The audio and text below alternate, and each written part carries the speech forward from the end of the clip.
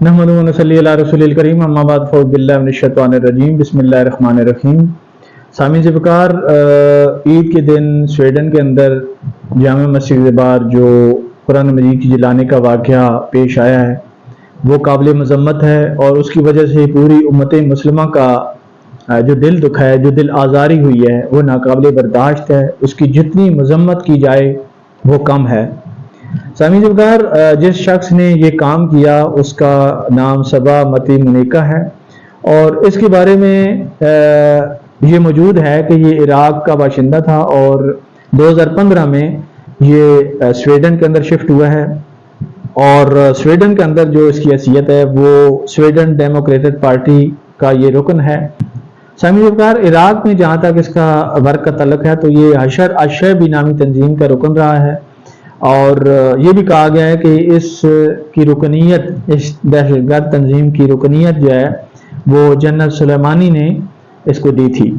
اور حشر الشعبی نامی تنظیم بہت بڑی دہشت گرد تنظیم ہے جس نے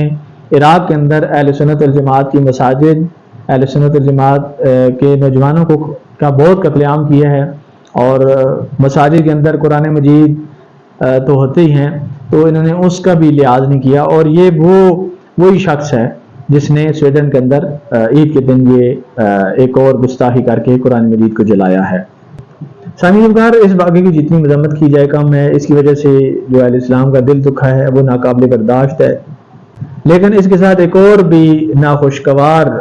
چیز سامنے آئی ہے کہ سویڈن کے اس گستاخ باشندے کی مذمت کی بجائے اہل تشیع نے جناب عثمان غنی رضی اللہ تعالیٰ عنہ کے جمع قرآن کے حوالے سے، اختلاف ختم کرنے کے حوالے سے جو قرآن مجید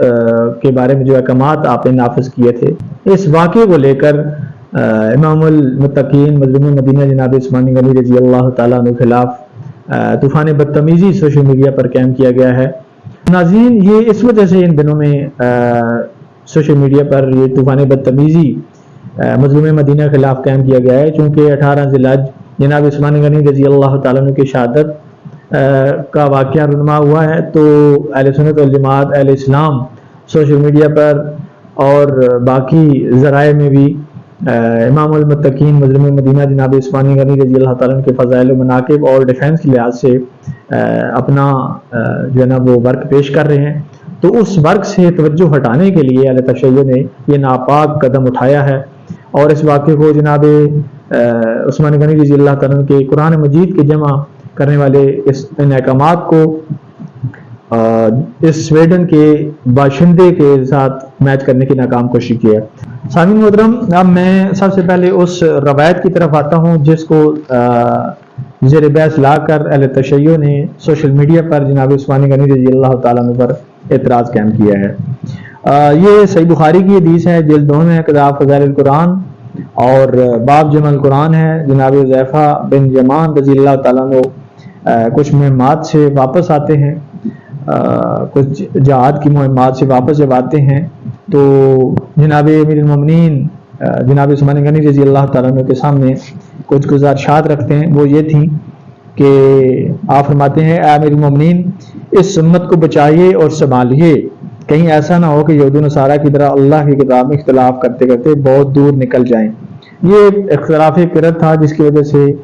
جو عام لوگ تھے صحابہ کرام کے علاوہ وہ ایک دوسرے پر طعن و تشنیع کر رہے تھے، تو اس اختلاف کو دور کرنے کے لیے جناب حذیفہ الجمانی رضی اللہ تعالیٰ نے جو ہے نا وہ امیر المومنین امام المتقین جناب عثمان غنی رضی اللہ تعالیٰ کے سامنے یہ ساری گزارشات رکھی ہیں تاکہ اس معاملے کو حل کیا جائے۔ تو سامعین سے بغیر اس روایت کے آخر پہ جو الفاظ ہیں جس کو اہل تشیع نے زیر بحث لا کر اعتراض قائم کرنے کی ناکام کوشش کی ہے، وہ یہ ہے، راوی کہتے ہیں کہ وَآمَرَ بِمَا سِوَاهُ مِنَ الْقُرْآنِ فِي كُلِّ صَحِيفَةٍ أَوْ مُصْحَفٍ أَوْ يُحَرَّكُ۔ سامعین جبکار، اس کا جو ترجمہ صحیح ترجمہ بنتا ہے وہ یہ ہے کہ جناب عثمان غنی رضی اللہ تعالیٰ عنہ قرآن مجید کے ما سوا، یعنی قرآن مجید کے جو سوا تھا ان صحیفوں کو جلانے کا حکم دیا ہے، اور وہ منسوخ آیات تھیں تفسیر نوٹ سے، قرآن مجید کم از کم وہ نہیں تھا۔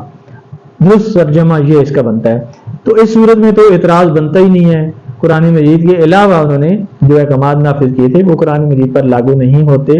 اور نہ اس کو اس لحاظ سے سویڈن والے واقعے سے میچ کر کے قابل اعتراض بنایا جا سکتا ہے۔ بالفرض محال ہم دوسرا ترجمہ جو اہل تشیع نے پیش کیا اس کو تسلیم کر کے بھی جواب دیتے ہیں۔ اس کا ترجمہ اہل تشیع نے جو پیش کیا وہ یہ ہے کہ جناب عثمان غنی رضی اللہ تعالیٰ عنہ نے اپنے پاس جو کلیکٹ نسخہ تھا اس کے علاوہ باقی قرآن مجید کے نسخوں کو جلانے کا حکم دیا۔ سامعین وقار، اس کا پس منظر میں نے آپ کے سامنے رکھ دیا کہ اختلاف قرأت ہوا تھا،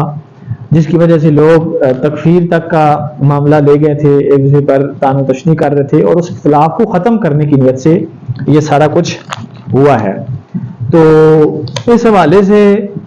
جناب عثمان غنی رضی اللہ تعالیٰ عنہ کا جو اقدام ہے وہ بالکل خالص بر مبنی اخلاص پر اور امت کو اس فتنے سے بچانے کے لیے تھا، جبکہ سویڈن کا جو واقعہ ہے مومیکا نے جو سر انجام دیا ہے اور اس نے قرآن مجید جلانے سے پہلے یہ چیزیں پیش کی ہیں کہ میں اس قرآن مجید کو اس وجہ سے جلا رہا ہوں کہ یہ فتنہ ہے، اور اس کی تذلیل اس نے کی ہے، پاؤں نلے روندا ہے، تو بے حرمتی کی نیت سے اس نے یہ کام کیا ہے۔ جبکہ جناب عثمان غنی رضی اللہ تعالیٰ نے جو کام کیا ہے وہ اس امت کو ایک کرنے کے لیے، قرآن مجید کو بچانے کے لیے، قرآن مجید کو اختلافات سے بچانے کے لیے اس پوری امت پر جو انہوں نے احسان کیا ہے، یہ ایسی روشن فضیلت ہے کہ اہل تشیع کبھی بھی اس کو زیر نہیں کر سکتے۔ تو مشہور حدیث ہے، جناب رسول اللہ صلی اللہ علیہ وسلم نے ارشاد فرمایا کہ انما الاعمال بالنیات، اعمال کا دار مدار نیتوں پر ہے۔ تو جناب عثمان غنی رضی اللہ تعالیٰ نے جو اقدامات کیے ہیں قرآن مجید کے ریفرنس سے، بے شک اس کو اسی ترجمے میں آپ تسلیم کر لیں، تو پھر بھی انہوں نے اس اختلاف کو ختم کرنے جو اقدامات کیے ہیں وہ قابل ستائش ہیں۔ ٹھیک ہے، ان کی نیت یہ تھی کہ قرآن مجید کی وجہ سے اس امت میں اختلافات نہ پڑیں اور قوم اور امت جو بھی نصارہ کی طرح نہ بن جائے۔ تو اس نیت سے قرآن مجید کے حوالے سے جو اقدامات بھی آپ نے کیے ہیں وہ قابل ستائش ہیں، اس کو کہیں بھی سویڈن والے واقعے کے ساتھ میچ نہیں کیا جا سکتا۔ عام پبلک کے لیے میں دو مثالیں رکھتا ہوں کہ بظاہر ایک جیسے واقعات نظر آنے کے احکامات حقیقت میں مختلف ہوتے ہیں، کیونکہ اس میں نیت کا اختلاف ہوتا ہے، کچھ اور چیزوں کا اختلاف ہوتا ہے۔ مرغی کی مثال آپ لے لیں کہ مرغی کو جب آپ ذبح کرتے ہیں کہ آپ نیت کر کے اس پہ تکبیر پڑھ کے تو وہ حلال ہوتی ہے، لیکن اگر وہی مرغی بغیر نیت کے بغیر اس تکبیر کے مر جاتی ہے تو وہ حرام ہو جاتی ہے۔ اب دیکھیں سامعین، بظاہر مرغی جو ہے وہ جو ہے نا ایک ہی جیسا معاملہ اس کے ساتھ ہوا ہے۔ سامعین آپ دیکھیں کہ نیت اور تکبیر کے حوالے فرق کی وجہ سے اس کے احکامات بدل گئے ہیں۔ اسی طرح جادو اور کرامت کو آپ دیکھ لیں، جادو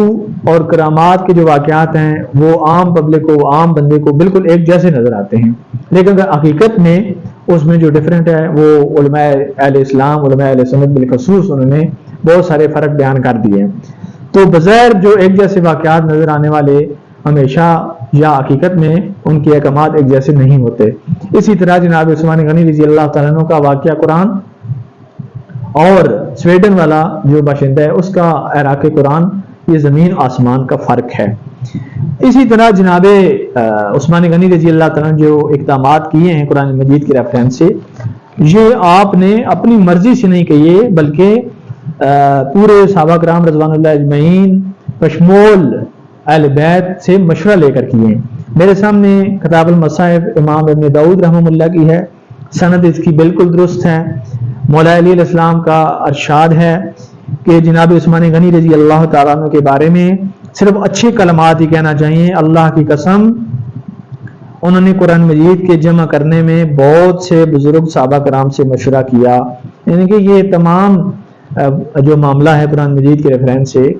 جو کچھ جناب عثمان غنی رضی اللہ تعالیٰ عنہ کے اقدامات ہیں وہ ہمارے مشورے سے ہوئے ہیں، صحابہ کرام سے مشورے سے ہوئے ہیں۔ جناب عثمان غنی نے ہمیں بلایا، یہ مولا علی کہہ رہے ہیں، مولا علی کہہ رہے ہیں کہ ہمیں عثمان غنی رضی اللہ تعالیٰ نے بلایا۔ جب ہم آئے تو امیر المومنین نے پوچھا قرآن مجید کی قرات نے جو اختلافی صورت پیدا کر دی ہے اس کے متعلق تمہاری کیا رائے ہے؟ یہ تمام صحابہ کرام بشمول مولا علی علیہ السلام سے امیر المومنین مظلوم مدینہ نے پوچھا ہے، کیونکہ مجھے پتہ چلا ہے کہ کچھ لوگ اپنی قرات کو دوسری قرات سے مقابلے میں صحیح کہتے ہیں اور یہ اختلاف لگتا ہے کہیں کفر تک نہ پہنچ جائے۔ ہمین ذکر یہ وہ وجوہات تھیں جس کی وجہ سے امام المتقین مظلوم مدینہ ابوذوالف علی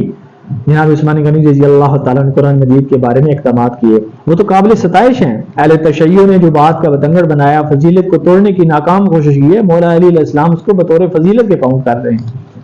مولا علی جناب عثمان غنی رضی اللہ تعالیٰ کا اس حوالے سے ڈیفینس کر رہے ہیں۔ تو جناب عثمان غنی رضی اللہ تعالیٰ کو ہم نے پوچھا، یعنی کہ جناب مولا علی کہہ رہے ہیں کہ ہم نے جناب عثمان غنی سے پوچھا کہ آپ کی کیا رائے ہے،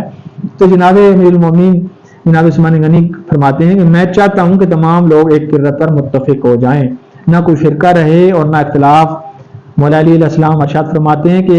آپ کی رائے عمدہ ہے۔ سامعین بغار، مولا علی علیہ السلام کی پوری تائید قرآن مجید کے احکامات کے حوالے سے امیر المومنین جناب عثمان غنی کو حاصل ہے۔ اس کے علاوہ ایک اور فرمان بھی مولا علی علیہ السلام نے جناب امام المتقین جناب عثمان غنی کے حق میں فرمایا ہے۔ آپ فرماتے ہیں کہ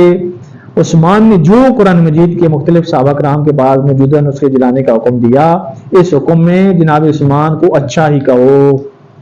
اور جو برا کہنے والے ہیں نہ علی والے ہیں نہ صحابہ کرام والے ہیں نہ علی کے شیعہ ہیں۔ اس معاملے میں اگر علی کے شیعہ ہیں تو وہ صرف اہل سنت والجماعت ہیں، اور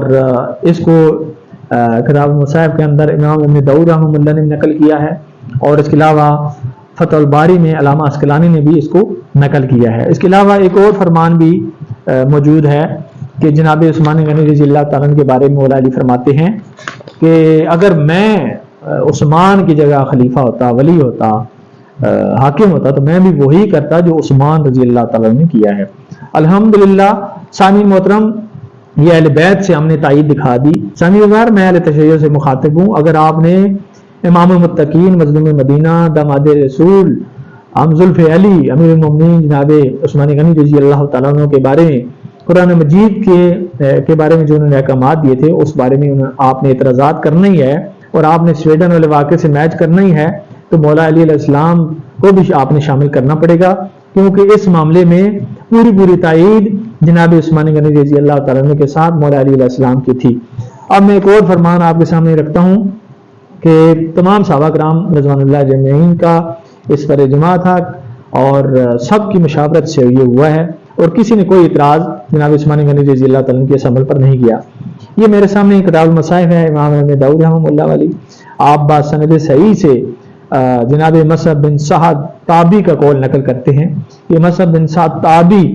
ارشاد فرماتے کہ میں نے رسول اللہ صلی اللہ علیہ وسلم سے کہ کثیر صحابہ کرام کی تعداد کو پایا ہے، اور میں نے کسی ایک صحابی کو بھی نہیں دیکھا کہ ان میں سے کسی نے بھی حضرت عثمان رضی اللہ تعالیٰ کے اس عمل پر اعتراض کیا ہو جو انہوں نے قرآن مجید کے حوالے سے کیا۔ یہ تاریخ مدینہ المنورہ جلد 2 کے اندر بھی رقم روایت 1735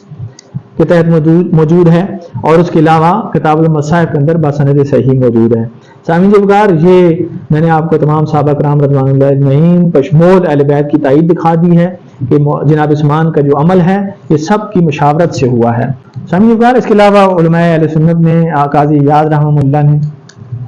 اور علامہ عسقلانی رحمہ اللہ نے یہ بھی لکھا ہے کہ قرآن مجید کے علاوہ جو نسخے جلائے گئے تھے وہ ان کو پہلے دھویا گیا تھا، غسل دیا گیا تھا، اس کے بعد جلائے گئے تھے۔ جب وہ دھوئے گئے ہیں تو ان کا حکم ہی بدل گیا ہے، وہ قرآن مجید رہے ہی نہیں ہیں، تو پھر اعتراض اس صورت میں بھی ختم ہو جاتا ہے۔ قاضی ایاز نے نسیم الریاض میں اس کو نقل کیا ہے، اور اسی قول کو علامہ عسقلانی نے فتح الباری میں نقل کیا ہے۔ سامعین کار، اب میں آپ کے سامنے جناب مولا علی علیہ السلام کا ایک اور فرمان رکھتا ہوں۔ چونکہ جناب عثمان غنی رضی اللہ تعالیٰ عنہ کا جو اقدام ہے وہ تمام صحابہ کرام بشمول مولا علی کی مشاورت سے ہوا تھا، اور اس اجماع کی برکت کی وجہ سے ہوا تھا، اور جمہور اور سواد اعظم کے حوالے سے مولا علی السلام کا جو فتویٰ ہے وہ میں آپ کے سامنے رکھتا ہوں۔ نیاز بلاغہ میرے سامنے، التشیع کو معتبر کتاب۔ آپ فرماتے ہیں کہ سب سے اچھے وہ ہیں جو میان ربی کا راستہ اختیار کریں، پس تم بھی اس جماعت کو اختیار کر لو اور سواد اعظم سے وابستہ ہو جاؤ، کیونکہ اللہ تعالیٰ کی جماعت حق کی تائید فرماتا ہے، یعنی کہ اللہ تعالیٰ کی جماعت کی تائید اللہ تعالیٰ فرماتا ہے، اور تفرقہ سے بچو کیونکہ جماعت کو چھوڑنے والا شیطان کا شکار بن جاتا ہے۔ سامعین جبکار، آپ ہی مجھے بتائیں، انصاف سے بتائیں کہ جناب عثمان غنی رضی اللہ تعالیٰ عنہ کا جو اقدام ہے اس میں تمام جمہور صحابہ اہل بیت شامل ہیں، اور یہ اجماع ہے، یہ سواد اعظم ہے، اور اس سے ہٹنے والے کے بارے میں مولا علی علیہ السلام یہ فتویٰ دے رہے ہیں کہ جو اس سے ہٹے گا، جو اس کی مخالفت کرے گا، جیسا کہ سوشل میڈیا پہ اہل تشیع نے شروع کی ہوئی ہے، تو اس کے بارے میں آپ فرماتے ہیں کہ جماعت کو چھوڑنے والا شیطان کا شکار بن جاتا ہے۔ تو سامعین، اس سے بھی جناب عثمان غنی رضی اللہ تعالیٰ عنہ کے عمل کی تائید ہوتی ہے۔ اس کے علاوہ اور بھی کئی ایسے شواہد ہم پیش کر سکتے ہیں، ایسے عقلی قرائن پیش کر سکتے ہیں جس سے جناب عثمان غنی رضی اللہ تعالیٰ عنہ کے عمل کی تائید ہوتی ہے۔ الحمدللہ جناب عثمان غنی رضی اللہ تعالیٰ عنہ کا قرآن مجید کے حوالے سے جو اقدام آپ نے اپنی خلافت میں اٹھائے ہیں وہ پوری امت مسلمہ پر قرض ہیں، اس کی اہمیت کو کم نہیں کیا جا سکتا۔ وہ ایسی لازوال فضیلت ہے کہ اس کا قیامت تک اس کا بدلہ یہ امت نہیں چکا سکتی۔ اگر یہ عثمان غنی رضی اللہ تعالیٰ عنہ اس وقت یہ اقدامات نہ کرتے تو آج امت مزید اختلافات کا شکار ہوتی اور قرآن مجید کے حوالے سے بھی وہ کبھی اکٹھا نہیں ہو سکتی تھی۔ لیکن چونکہ اہل تشیع کا نظریہ قرآن مجید کے ریفرنس سے بالکل ڈیفرنٹ ہے، ان کے ہاں ان کے محدثین مجتہدین نے اپنی تصانیف کے اندر ان روایات کو متواتر لکھا ہے جس میں قرآن مجید تعریف کا شکار ہے۔ تو اس حوالے سے جناب عثمان غنی رضی اللہ تعالیٰ کے نسخے کو انہوں نے کہاں تسلیم کرنا تھا۔ اب میں آخری حوالہ رکھ کر آپ کے سامنے آج کا یہ ٹاپک موضوع کلوز کرتا ہوں کہ اہل تشیع کی اپنی معتبر کتابوں کے اندر لکھا ہوا ہے کہ قرآن مجید جو ہے، اصل قرآن مجید وہ سمندر میں غرق ہو گیا، یہ اصول کافی کے اندر موجود ہے۔ سامعین بغیر اب اصل قرآن مجید سمندر میں کس نے غرق کیا، اس حوالے سے میں ایک اور روایت آپ کے سامنے رکھتا ہوں، پھر آپ نتیجہ خود اخذ کر لیجئے گا۔ اسی اصول کافی کے اندر موجود ہے کہ ائمہ کے علاوہ کسی نے قرآن مجید جمع نہیں کیا، یعنی کہ جو اصل قرآن مجید ہے وہ صرف ائمہ اہل بیت نے جمع کیا ہے۔ تو ظاہر سی بات ہے جب ائمہ اہل بیت ہی کے پاس اصل قرآن مجید ہے تو قرآن مجید کو دریا میں غرق کرنے والا پھر کون ہوگا؟ تو یہ سامعین جی بکار یہ الزامی جواب تھا۔ نہ ہمارے نزدیک یہ کتابیں معتبر ہیں، نہ ہمارے نزدیک جناب یہ ائمہ اہل بیت کے فرامین ہیں، یہ ان پر بہتان ہے، ان پر گستاخی کا الزام ہے، ان کی طرف یہ منسوب شدہ ہے۔ تو لیکن یہ الزامی طور پر میرا ذمہ تھا کہ میں اس کو آپ کے سامنے الزامی جواب کے طور پہ پیش کروں۔ والسلام ورحمۃ اللہ وبرکاتہ۔